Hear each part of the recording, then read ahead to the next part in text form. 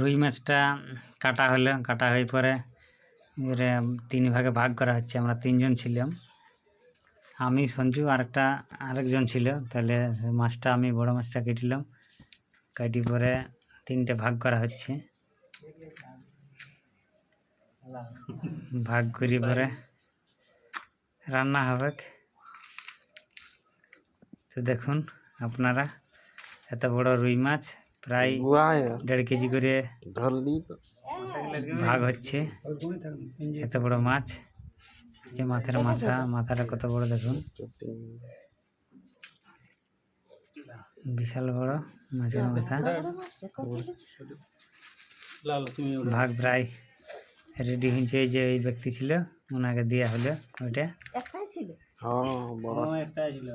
বাকি আমরা দুবাটা নিলাম, ধুই করে পরিষ্কার করে পরে কতগুলো এইটা আবার 2-3 ভাগ করা হলো, কারণ একাই অতগুলো মাছ খাওয়া যাবে নাই।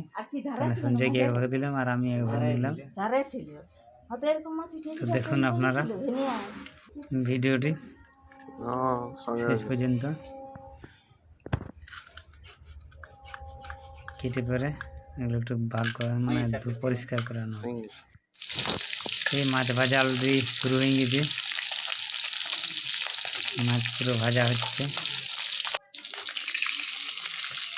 একবারে মাছগুলো ভেজে কমপ্লিট করা যাচ্ছে নাই, ছোটো মানে কড়াইতে ছোট আর কম কম করে মানে ভাজা হচ্ছে আর কি, বেশি একসঙ্গে হবে না। তাই জন্য কম কম করে 2-4 পিস করে ফ্রাই করা হচ্ছে।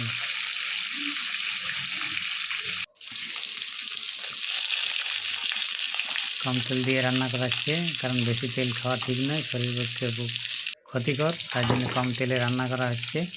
বেশি তেল দিলে একটু অসুবিধা হয়, তো মানে কম তেল দিয়ে রান্না করা হচ্ছে, একটু ভালো করে ফ্রাই করা হচ্ছে। তো ভিডিওটা দেখুন, পিসগুলো ছোটো ছোটো করে নেওয়া হয়েছে, অনেক বড়ো ছিল তো, তাহলে সেগুলো কেটে ছোটো ছোটো করে বানিয়ে নেওয়া হয়েছে। কারণ বড় করা যেত, কিন্তু একটু ছোটো ছোটো সাইজ করলে সুবিধে ভালো।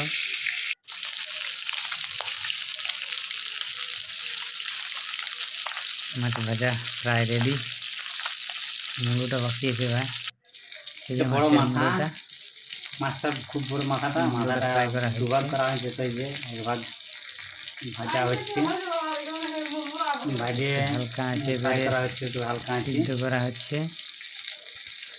দেখুন আপনারা, একটু আঁচটা বাড়িয়ে দিলাম। মাছের মুড়োটা প্রায় ভাজা হয়ে গেছে, ওই বয় নদীতে তার জন্য বেশি করে রান্না হচ্ছে। তো দেখুন মাছের এই যে গ্রেভিটা বানানো হয়ে গেছে,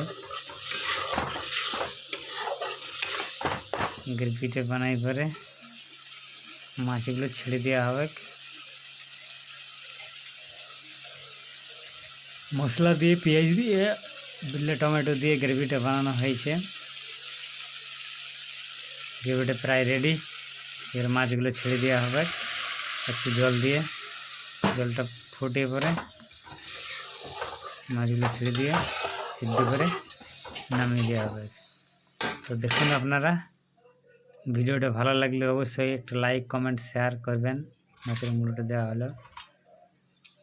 আর এরকম ভিডিও পেতে, নতুন নতুন ভিডিও পেতে চ্যানেলটা ফলো করুন, সাবস্ক্রাইব করুন।